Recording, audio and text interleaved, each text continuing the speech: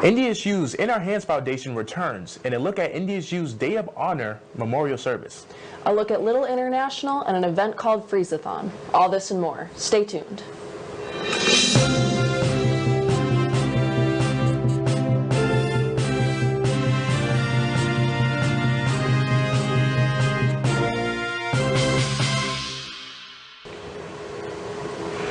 NDSU's In Our Hands Foundation campaign raised more than $586 million during this 6-year comprehensive campaign on February 14th. It is the largest higher education fundraising campaign in North Dakota history. Governor and NDSU alumnus Doug Burgum joined students and President Bajani and NDSU Foundation leaders to announce the results at a campaign reveal party for benefactors, faculty, students, and staff at McGovern Alumni Center. More than 15,000 benefactors participated in the campaign, which publicly launched in October 2019 with the goal of raising $400 million over 7 years. By May 2021, the campaign reached its $400 million target 20 months ahead of schedule. The largest student-led event on campus just took place last weekend. Corey Hartle has more on the story.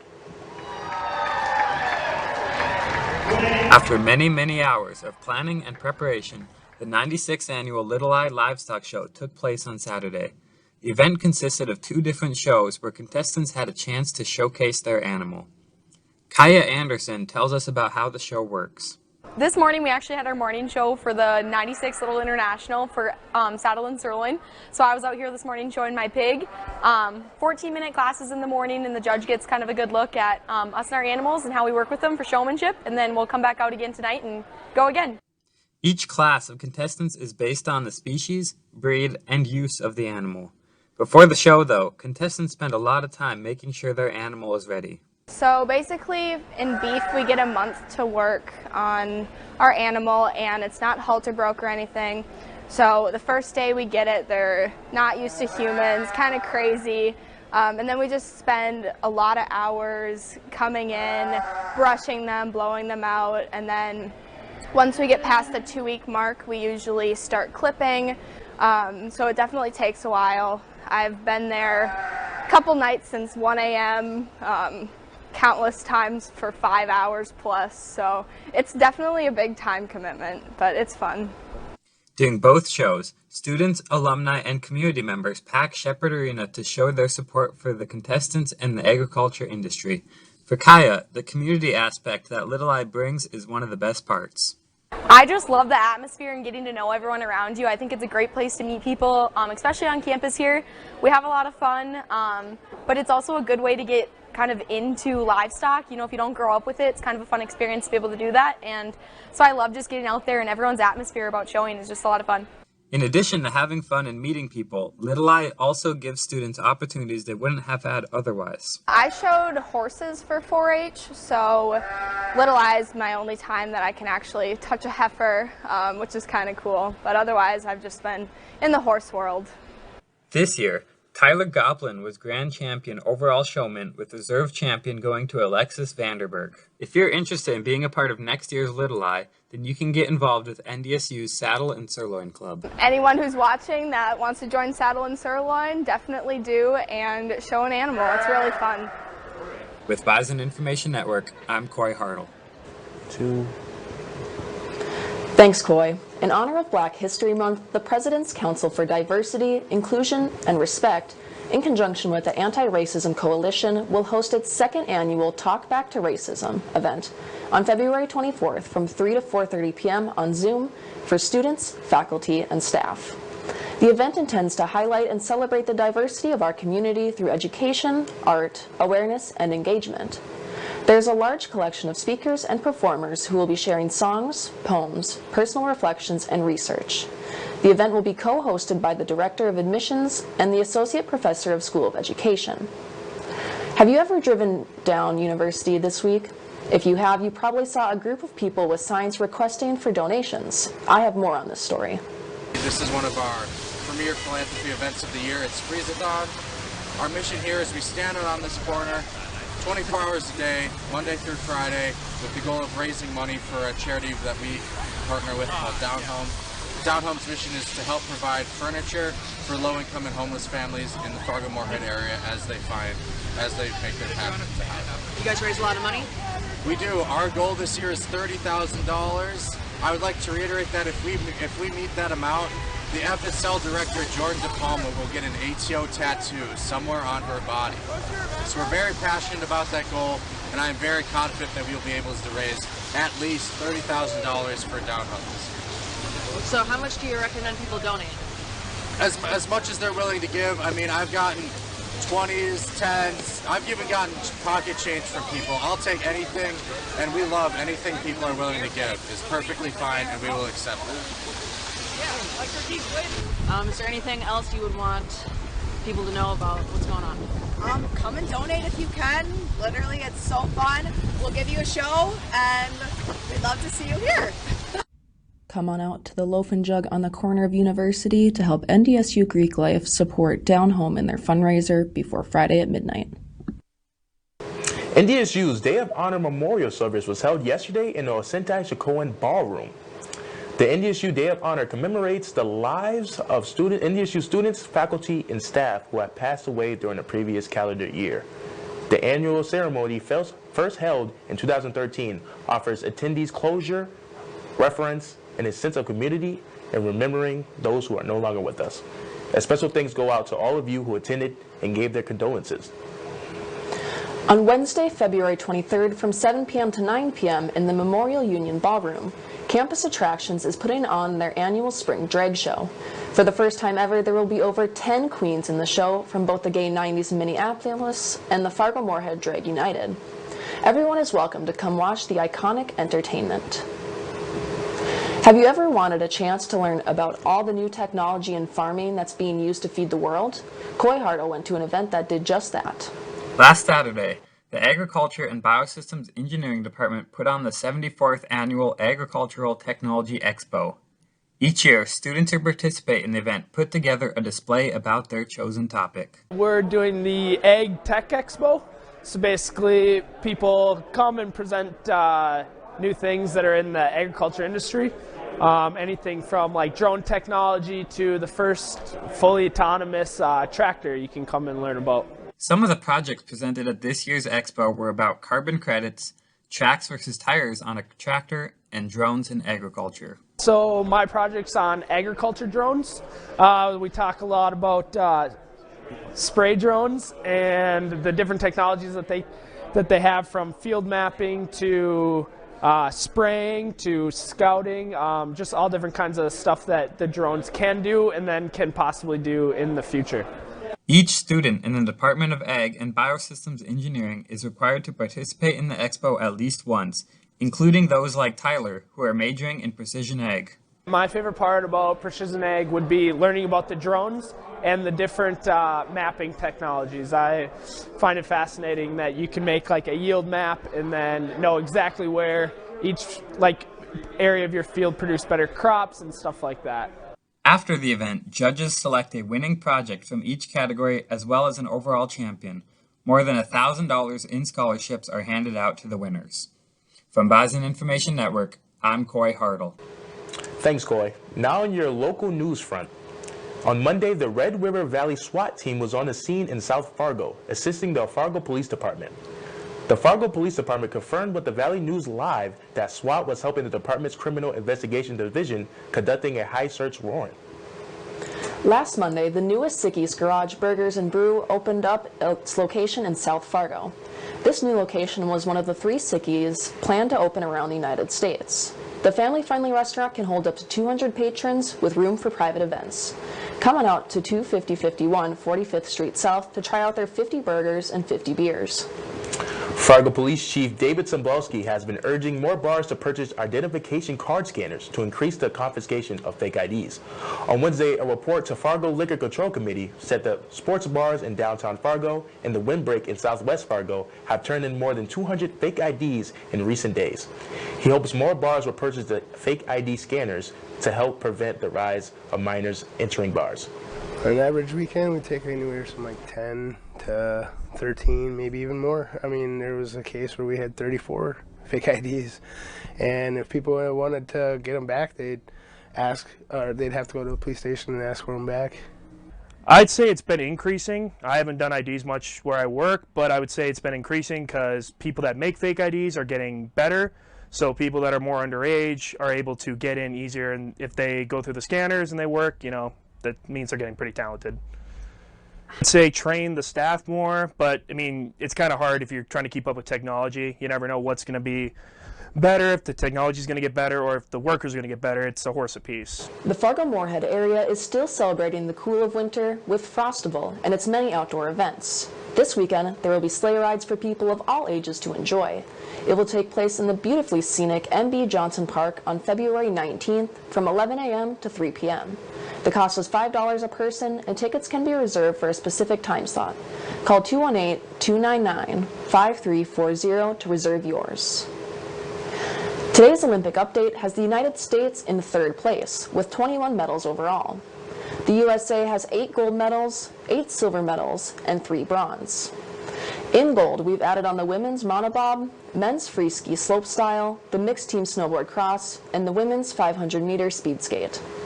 In silver, we have the men's Super G and alpine skiing, women's monobob, figure skating, men's free ski big air and slopestyle, women's modules, women's snowboard slopestyle, and women's hockey.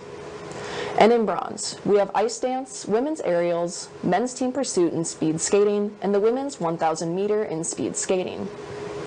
Coming up later tonight, Dash Menzel has a sports update, and Coy Hartle will give you a look at the weekly weather. Stay tuned.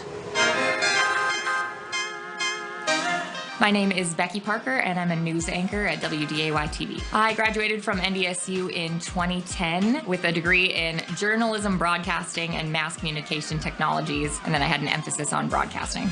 Principles of broadcast production and advanced broadcast production. Those were favorites because they were the most relevant for career experience. You're calling people for interviews, you're writing an article. It doesn't just feel like an assignment, it's like actually doing it.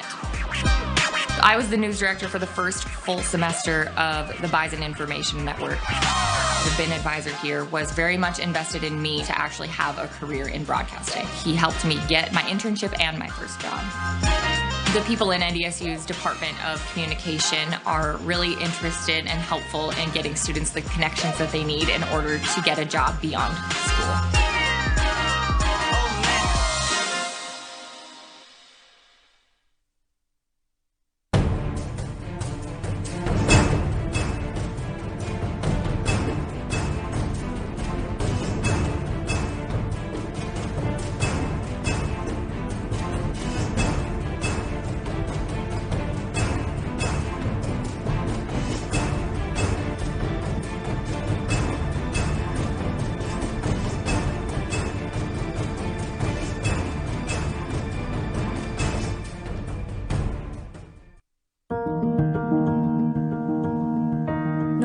Deserves to go hungry. But try as they might, not every family can afford to put food on the table every day. That's why the Great Plains Food Bank and their partner agencies work every day to bring food to our hungry neighbors. Every dollar donated can provide 4 meals for those in need. Go to greatplainsfoodbank.org and donate today, so no kid in North Dakota ever has to go hungry. Welcome back. It's time for the weekly sports update. Women's basketball played at home last Thursday against Western Illinois. Now I have the recap right here.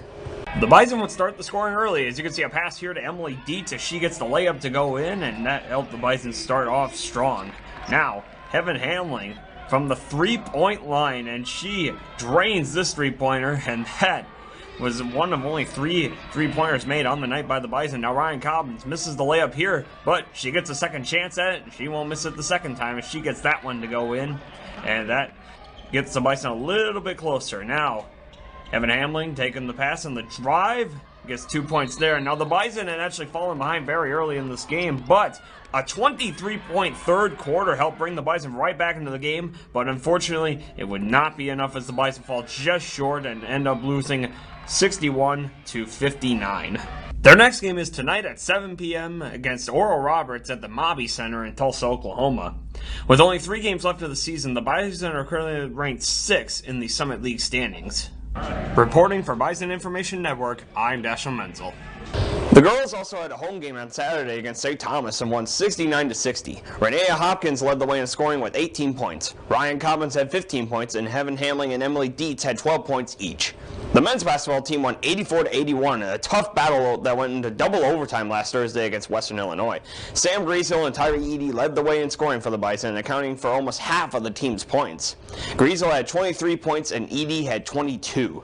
On Saturday, the Bison cruised to another victory at St. Thomas by winning by a score of 75-64. Sam Griesel led the way for the Bison once again by scoring 24 points. Tyree Eady had 15 points and Rocky Cruiser scored 14. The men's next game is tonight at the Shield Center against Oral Roberts at 7 p.m. The wrestling team is continuing a run of dominance by winning both matches for the second straight week. They faced Little Rock on Friday and dominated with a 30-9 victory. 7 of the 10 wrestlers won their individual matches. On Sunday, the team faced Northern Colorado and won 22-13. The Bison improved their overall record to 10-3 with only one game left in the regular season. It will take place on Sunday against South Dakota State in Brookings.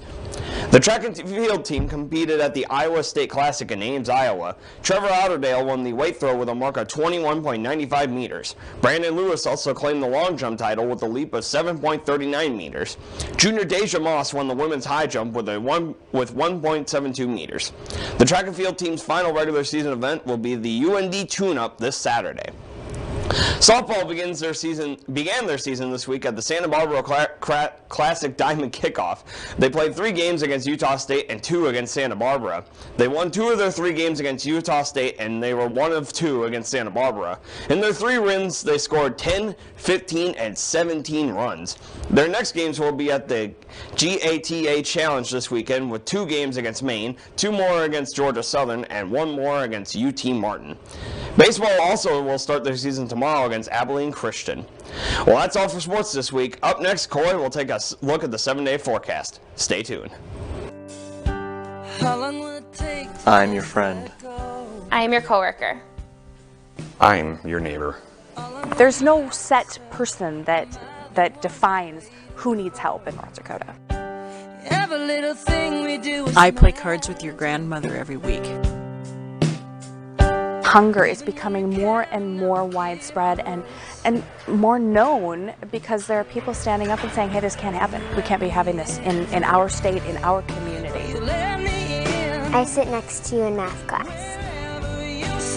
It's proving that they're learning better and they're not coming to school so hungry on Monday morning. We're engaging them and we're helping them learn. I mean, people want to help their fellow citizens, and in this food bank, in this agency, that is exactly what's happening, is people really, truly care. I'm here. I'm here to change the faces. I'm here to change the faces of hunger.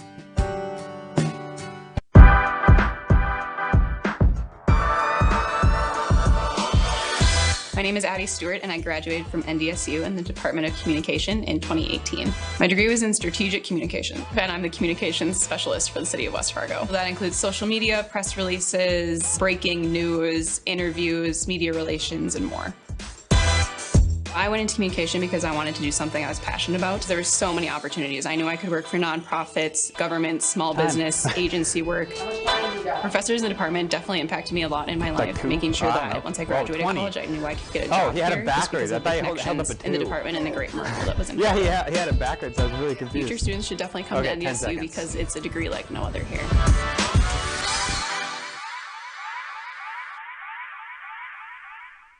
Yes, we'll see. Welcome back, everyone. I hope you all had a great week. Let's take a look ahead at what we can expect over the next 7 days. Although tomorrow will be nearly 30 degrees, we can also expect high winds with wind gusts up to 60 miles per hour, which could lead to blizzard conditions. But before we go any further, what exactly is considered a blizzard? Well, the National Weather Service has some criteria that must be met. First of all, winds must be greater than 35 miles per hour. Secondly, visibility has to be under a quarter mile. And finally, both of these things have to occur over the course of of at least 3 hours.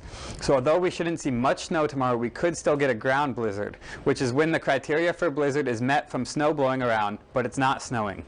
Okay, now back to the forecast. On Saturday, the winds will die down a bit, but we'll still have some gusts above 30 miles per hour, along with a chance of snow in the evening. Sunday is also going to have some wind throughout the day, but the evening temps will get down below 0 degrees. Moving into the new week, we see a big shift in temperatures as it will get much colder. On President's Day, which is our day off from school, temps will stay below 0 throughout the day, with 1 to 3 inches of snow possible in the evening. Tuesday could get even colder with a low of negative 22 degrees and some wind throughout the day. On Wednesday, the winds will finally let up a bit, but we'll still see some very cold temperatures with a high of 4 below and a low of negative 23. On Thursday, temps might barely get above 0, but the wind chill is still likely to make sure that we won't even notice it. As you can see, we have a very interesting week ahead. If you plan on traveling tomorrow, you may want to reconsider based on what the weather does. But this weekend we'll have lots of wind with some very cold temperatures next week, so be sure to bundle up. That's all we have for weather this week. If any of you watching see any interesting weather, then be sure to grab a photo or video and send it our way. You can submit your photos and videos online at www.ndsubin.com. In addition, be sure to follow Bison Information Network on social media to stay up to date with the latest on campus news. Well, that's all for our show today. Thank you all for watching, and have a great night.